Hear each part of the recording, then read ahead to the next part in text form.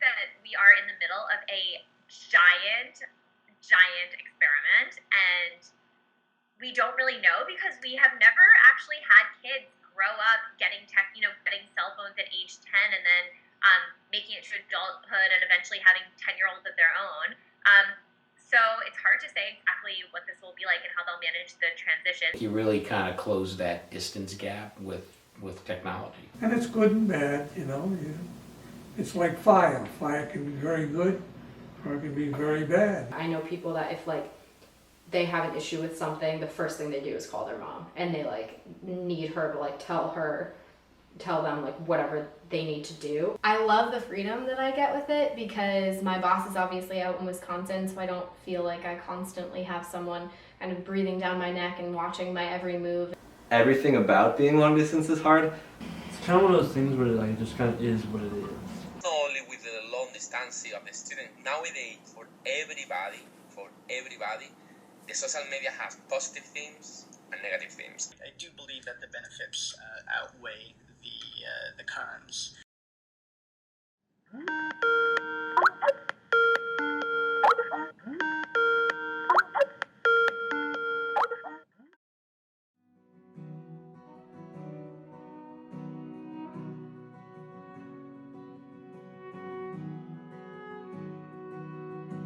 We were really excited about her going abroad, but naturally, nervous about it.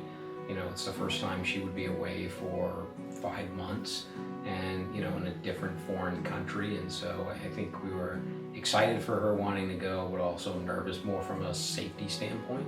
I wanted to be able to have my own experience and it not be so Americanized. And so because of that, I knew French was a smaller program, so I would get that effect. And then also because it's my heritage, I wanted to learn more about it. When I'm there, I'm going to be so immersed in what's going on that I'm not really going to be thinking about being home that much because I'm going to be so distracted by all the cool things I'm seeing and all the cool things I'm doing and people I'm meeting. And then when I talk to someone from home, I feel like I'm just going to be dragged back into home. Especially when they first get abroad, in order to kind of adjust and kind of get into the flow of things, meet people, is limit your contact with your friends and family back home. Doesn't mean forget them. Watch the TV sometimes, especially if there's a storm, they'll show pictures of all the planes up in the air. It's amazing how many are up there at one time. I'm always happy when their feet are on American soil. Not only with the long distance of the student, nowadays for everybody, the social media has positive themes and negative themes. The good things is so easy to connect to somebody in just one click. If you compare with 20 years ago, it was impossible. Now, in only one click, you can see the face of the person. It means don't contact them every day. It allows the adjustment period to be a little faster. I'm Emily Weinstein. I'm a doctoral student right now at Harvard at the Graduate School of Education. The first person who kind of coined this term of telecocoons or telecocooning was a Japanese researcher. I think about it especially related to mobile technology. You can carry around with you this cocoon of connection to people who aren't in your physical space.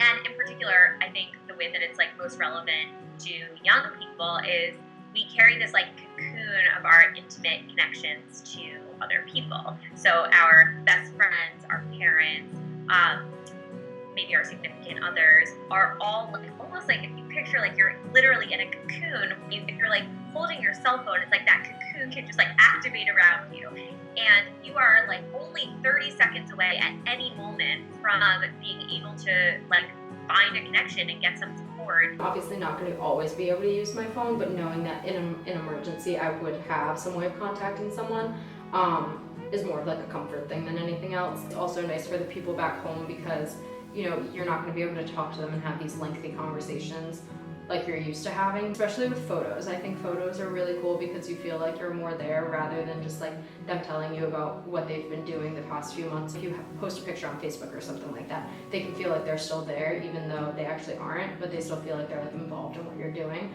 which I think is comforting to them too.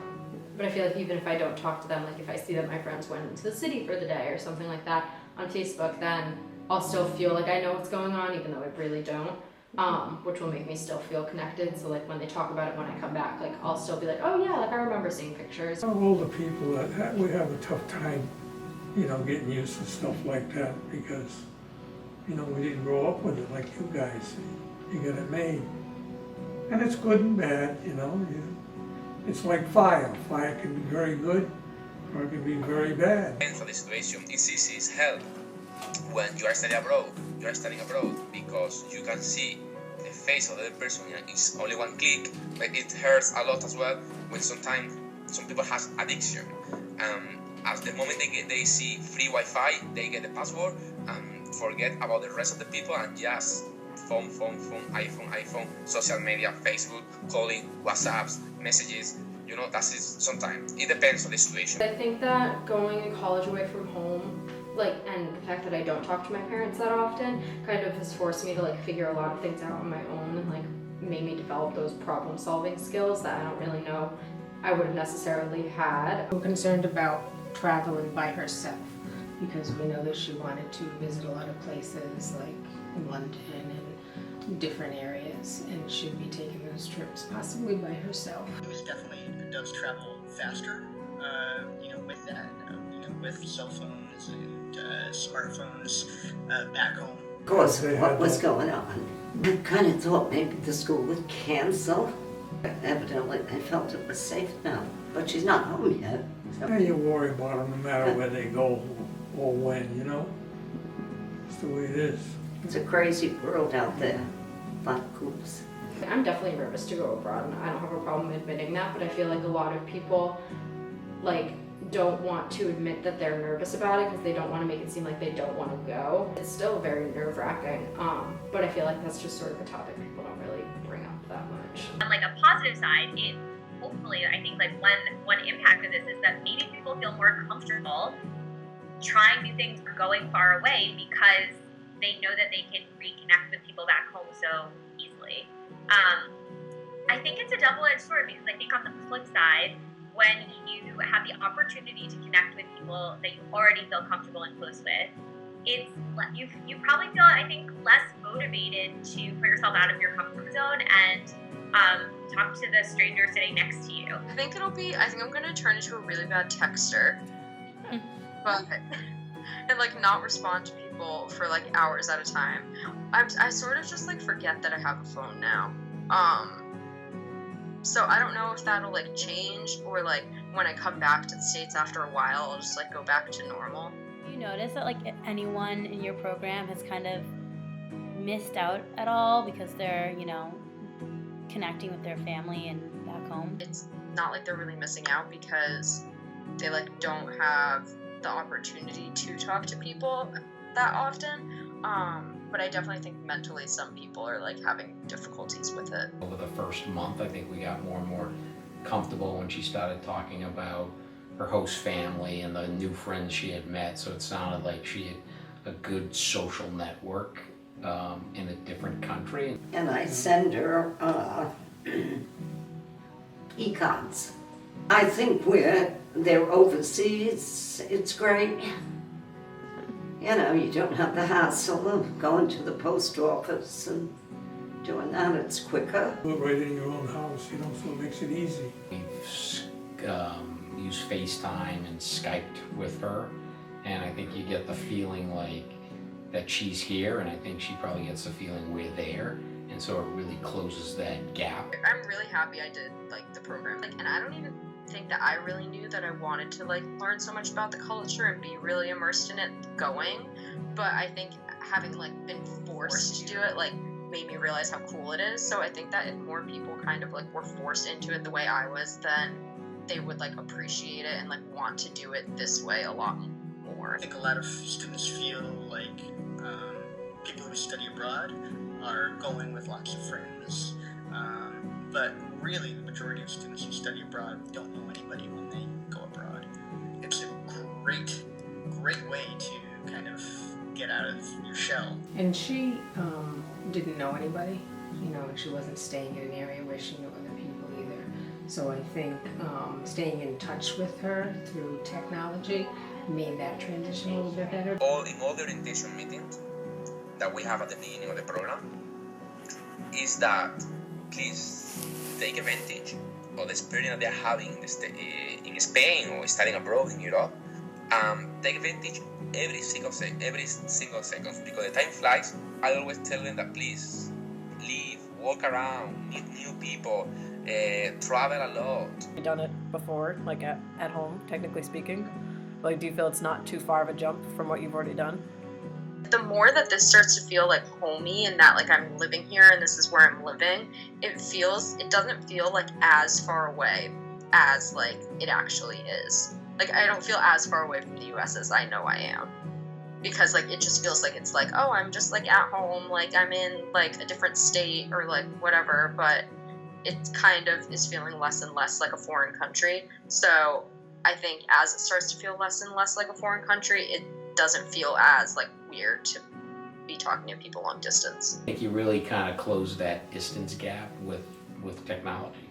That's what we found, or at least I found. It's so weird. I feel like I'm not in France. I feel like I'm just in like Pennsylvania.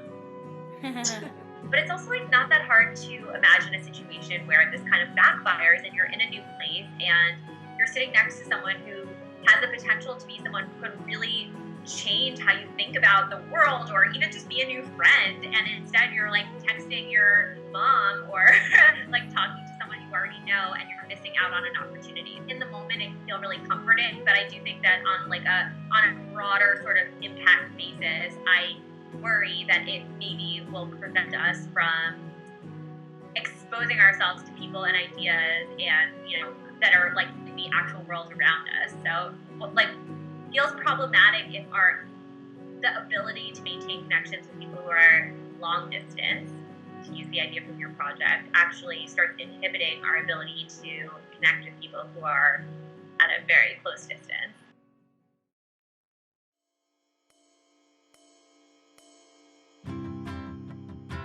Skype with my boss and my remote team. There's a remote team of probably, I think there's 6 of us throughout the whole country. And so we Skype every at the end of every day, and we just go over kind of what we did that day, and we run different marketing campaigns to our own exclusive areas, but we run them at the same time, and we talk about different things, different techniques that we've used and what worked well, what didn't work well. My name is Sarah. I work with Space Saver and Donegan Systems, which is the New England area provider for Space Saver. Thank you all so much for attending today. My position is a remote demand generation specialist, which is basically a fancy title for business development and marketing. And part of my job is going around to give different architect presentations and kind of educate architects about our storage and how storage can play a part in the different design of facilities and helping them to increase both their profit as well as their efficiency. It's the nature of the tech industry. I mean, a lot of people work from home. My name is Rob O'Neill, and I work for a tech company called Veritas in Orlando, Florida.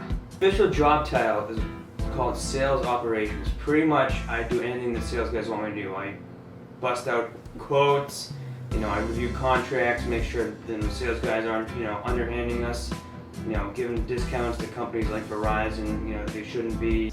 Yeah, my company's a big international company, so I mean, like for instance, a couple weeks ago, we were working with someone, a sales rep in Ireland. We're working on this deal. We had to negotiate, something with one of my U.S. reps. So we're kind of dealing with that on the phone.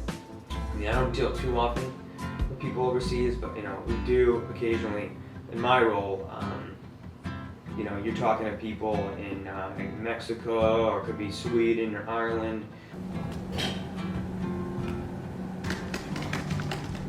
Frankly, in my business, the key to successful business is really information. You have to know what's going on around the world so that you make good buying decisions and selling decisions. My name is Chuck Pava. The name of this company and my company is called International Marine Industries. And we are a seafood, fish importer, exporter.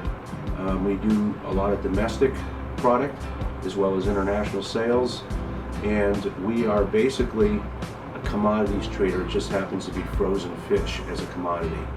We trade frozen fish around the world to different countries and from different ports around the world. We're the first supplier of raw material off catching boats around the world. And it's usually, very large parcels of fish. It's not 100 pounds that we're going to catch here in Rhode Island and ship it somewhere. It's sometimes 500,000 pounds of codfish in Alaska, and we're going to ship it to Europe. We'll buy 6 million pounds of squid in South America. We'll put it into South Korea, China, Seattle, Alaska, different places for different uses. So most of the fish we deal with is large volumes of fish that require a tremendous amount of detail and communication. A lot of the work that we do is done over the computer, by phone, by email today. My guys are primarily in New England, like Boston, upstate New York, Connecticut. Those are my guys. 8 reps, and I talk to them almost daily, each one of them on the phone or through email in some aspect. I'd say a couple times a week through phone, email. We have every 2 weeks we have a one-on-one conversation, just to see how I'm doing professionally. And I have 3 other people on my team who are the same role I'm doing. So we all every other week we have a team meeting too, just to discuss what's going well, what's not, what the company is screwing up, all that fun jazz. And we do something called WebEx, which is an online, you can kind of, all call into this website.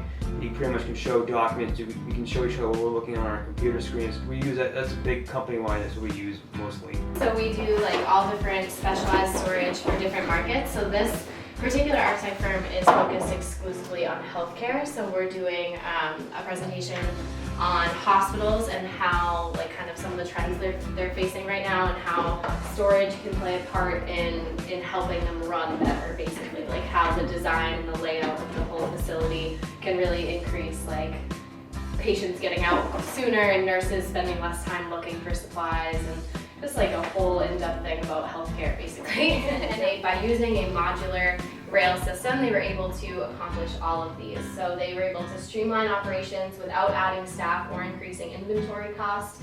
They increased the supplies located on patient floors from about 7,300 to almost 12,000. And they minimized time that nurses spent searching for supplies by putting all of this directly on the patient floors and providing more time for direct patient care. So by using all of these color-coded bins in a really central location on the patient floors, they saved a ton of time. Blocks and blocks of squid. The big carriers, which carry about 20 million pounds at a time, we'll load up those carriers and then we'll decide from there where we ship the carriers to. When I got into this business, there wasn't computers. There used to be these big boxes that, you can, I don't even think there was no internet at the time, and emails weren't like it is today. So you started out, most of the business is done by phone or by the fax machine. And so it would take time to put a deal together or to transfer communication or information to each other.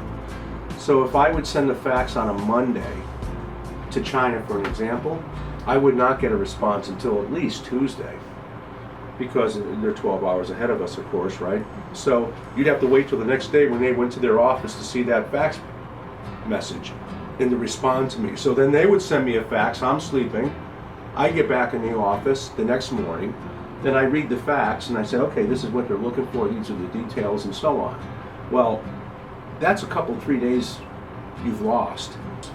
So over the course of the last 20 years, I've seen this evolve to where all the information's real time and it happens fast. So fast today that if you don't act fast enough, and it could be an hour, and somewhere else in the world, you might lose a deal. I think it kind of offers more for people that are applying to jobs.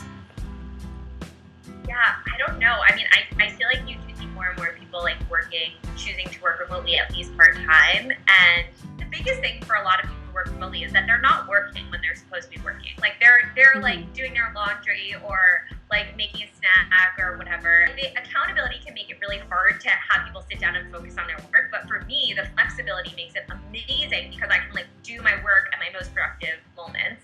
But I find that I really, really, really miss people. Like if I'm working alone all morning at my desk, I really need to either like schedule a meeting with someone by FaceTime, or even better, like take a break at some point in the afternoon and go like to meet someone to talk about a project or do something that's like face to face. I wake up like 8:30 in the morning, put a bathrobe on, I'm good to go. I don't need to wear, more, dress pants or anything like that. It's always relaxing, nice, go to the gym, lunch, bust out a run. So it's always a good time, work from home. But like I said, sometimes, it's nice to separate work, your work life from your home life. So it is good to get out, see people in the company, put some faces to some names.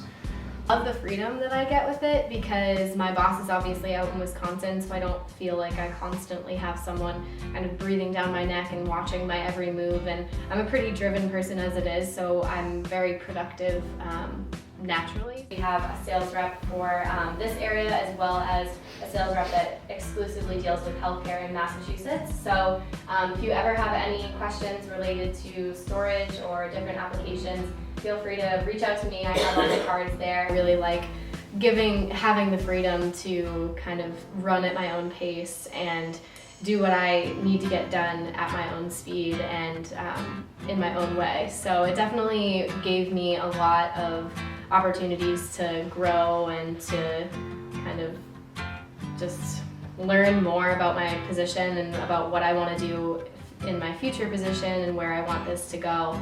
I really like working from home. I'm hoping in the near future I can do it more often, so it's really, it really is a benefit or perk, I guess.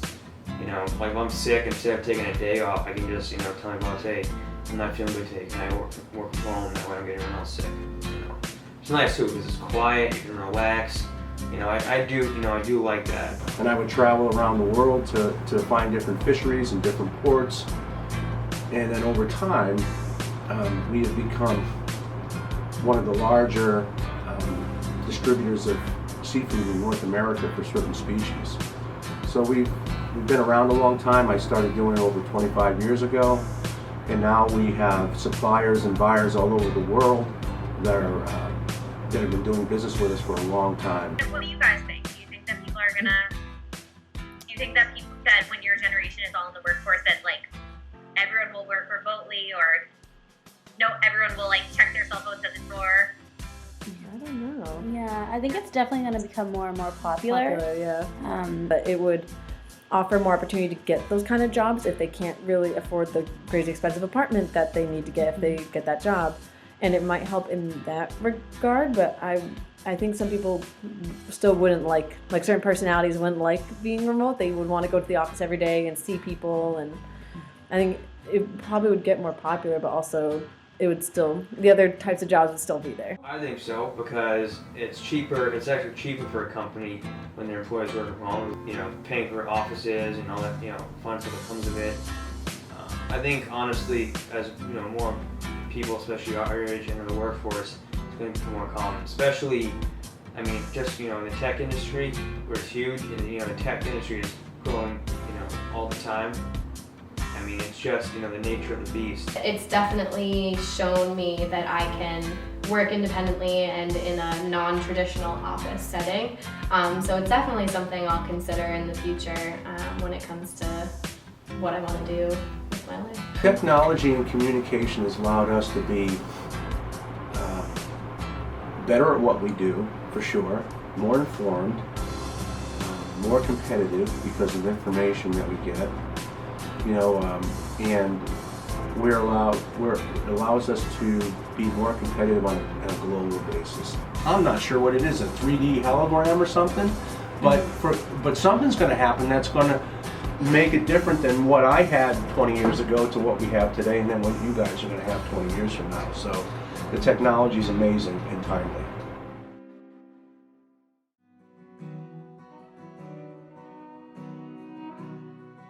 From the get-go, from day one. From Virginia to Illinois, Virginia to Texas, Virginia to Florida, and then Virginia to Rhode Island. Yep. Megan. I'm Grant. And we met through our friend my freshman year of college. She was dating my roommate at the time, and he came to visit them before he left for boot camp. Yeah, we stayed up all night and talked and Yeah. kind of hung out, Mhm. and then it was time to go to class.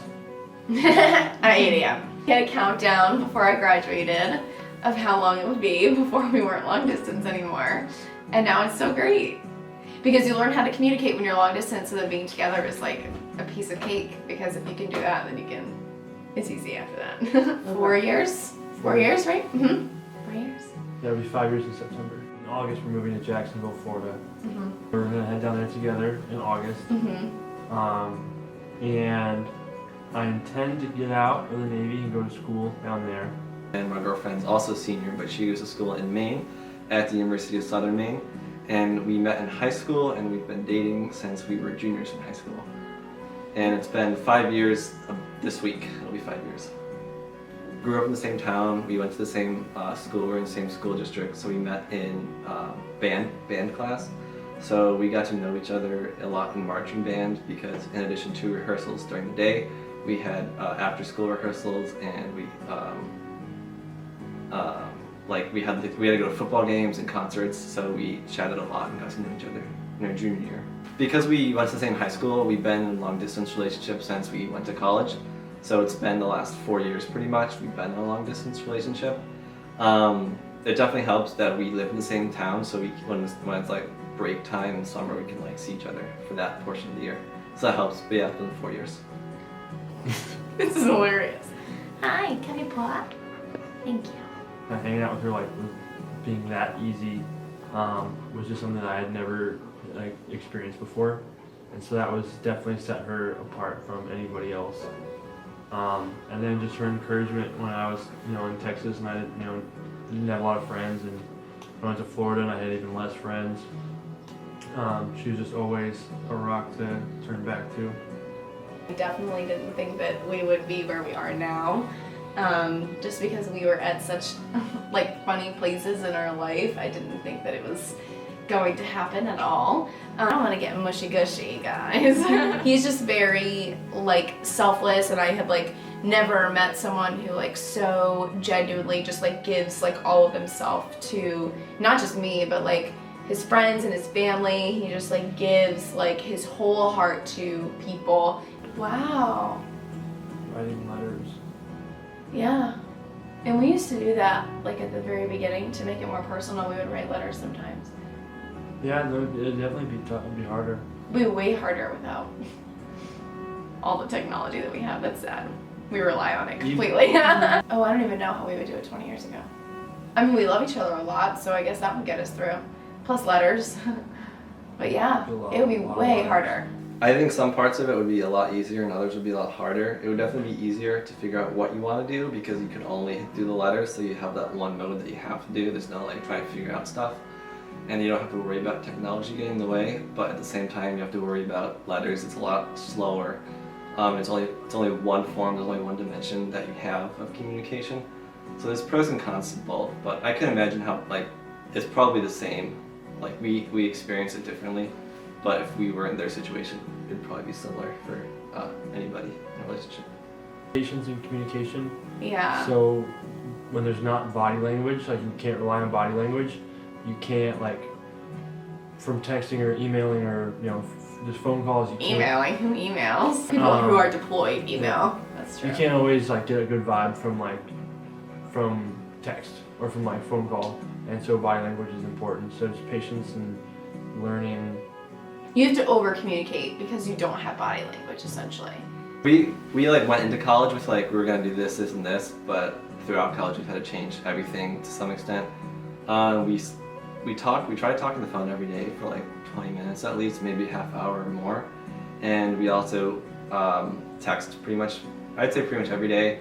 We do Skype sometimes, but it can be frustrating, so we don't Skype all the time, maybe like once a week or twice a week, although we have to like decide what we're gonna do. We also like use social media like Snapchat and Facebook messaging. Yeah, we FaceTime the most, I think.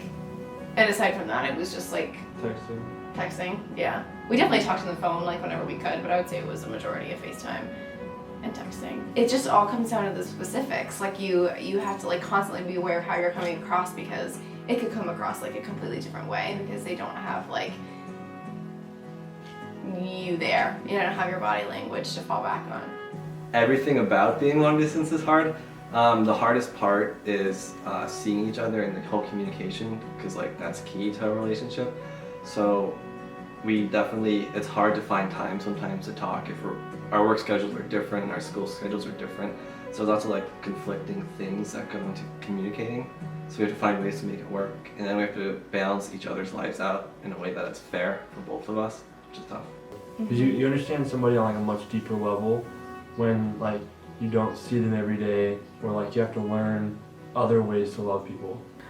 Both of our love languages, his is acts of service, right?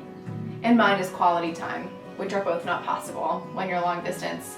So that was very tricky because he could not spend quality time with me, and I couldn't really do anything for him from far away. I would drive up on a Friday from Virginia to Rhode Island, 10 hours. I would drive up, we would spend Saturday together, and I would drive back Sunday. And I would just love spending time with him that Saturday that I would just be so sad to leave him on Sunday that I'm like, I just want to drop out of school. Like, was just so difficult being away, but I knew that like, I just wanted to be with him. I didn't care about school.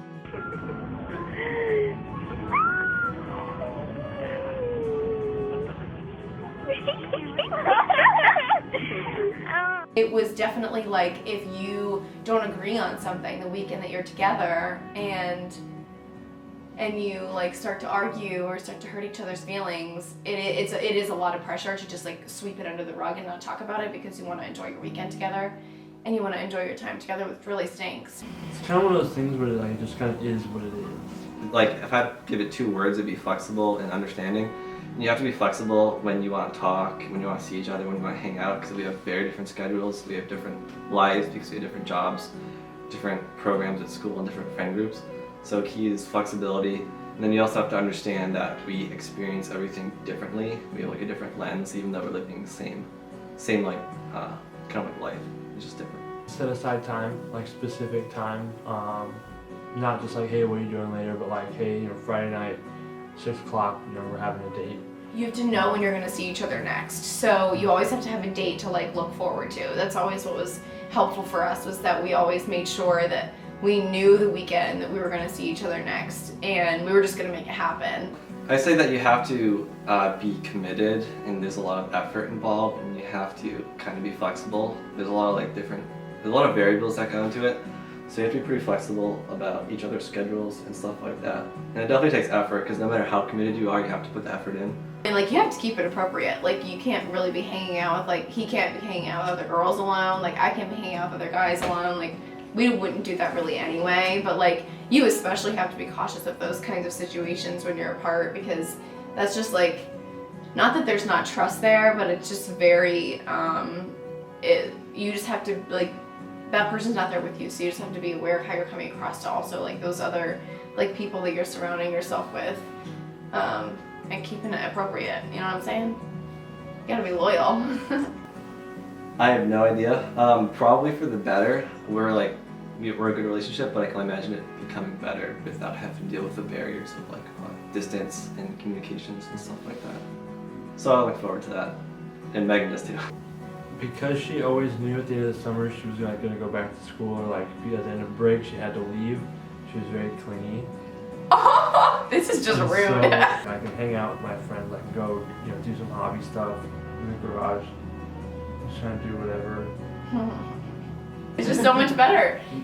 It really is. I mean, you do get to like do your own thing, which is nice, because you're not, when you are together, you're not like catching up for lost time or whatever. You're just kind of like being and like doing life together. But I guess, what else are you supposed to say? What's really cool with communication, it's really cool because of how good like communicating we got like from not being together.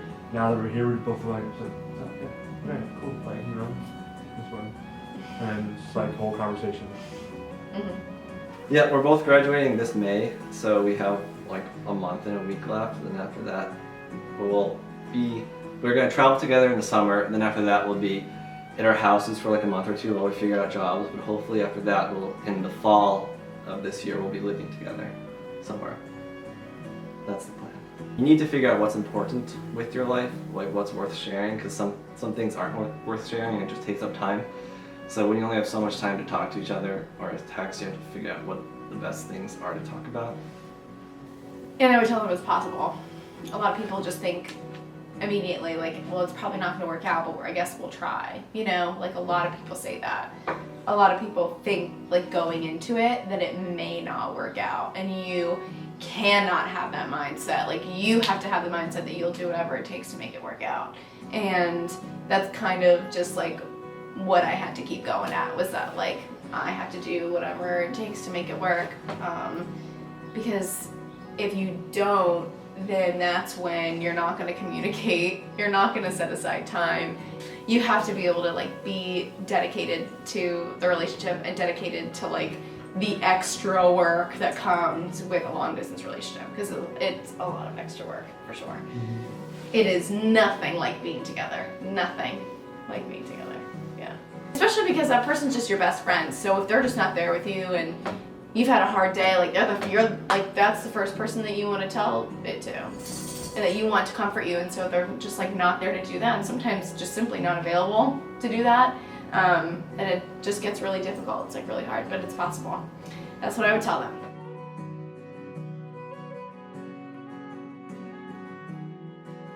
I think that there is, like, an automaticity. One of the things that Katie and Howard talk about in their book is that we have this, like, sense that people are always on demand. That this, like, app mentality, when you apply to your relationships, is just, like, this assumption that everyone should be accessible to you all the time. And I think about that because it's not even just, like, regardless of what the distance in a relationship is, if you think about that idea that, like, we just expect that we're going to be able to text someone basically any time of day or email them and they'll respond to us right away. I think that expectation that a lot of young people have, like, it's hard for me. I don't think that's developmental. Like, I think that has to do with the affordances of the technology, and it's probably something that they'll bring with them to their adult lives. We are in the middle of a giant experiment, and we don't really know because we have never actually had kids grow up getting getting cell phones at age 10 and then making it to adulthood and eventually having 10-year-olds of their own. So it's hard to say exactly what this will be like and how they'll manage the transitions, but I think I have both, like, real concerns and also a lot of optimism at the same time. While I'm definitely, like, I guess, cautious and curious and maybe even on some days worried about how some of these practices around communication and, like, this on-demand, I'm snapping because, like, rapid expectations will translate. I do think that there are definitely also a lot of young people who have grown up with this who are developing creative and savvy practices for taking back the control and for trying to, like, prioritize other kinds of relationships.